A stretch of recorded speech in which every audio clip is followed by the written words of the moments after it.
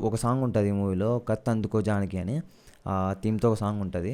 Literal అండి movie చూశాక complete audience అందరూ డైరెక్టర్ గారి దగ్గరికి పోయి 'కత్ అందుకో జానకి' అనే ఫీలింగ్‌లో పోవచ్చు.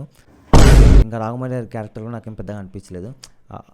అసలు బేసిక్‌గా నేను ఫీలే కాలేదు ఆ క్యారెక్టర్‌కి. ఇంకా మూవీలో ప్రసాద్ గారు ఉన్నారు కదండీ! లైక్ మనకి అతని షార్ట్ ఫిల్మ్స్ చాలా బాగుంటాయి.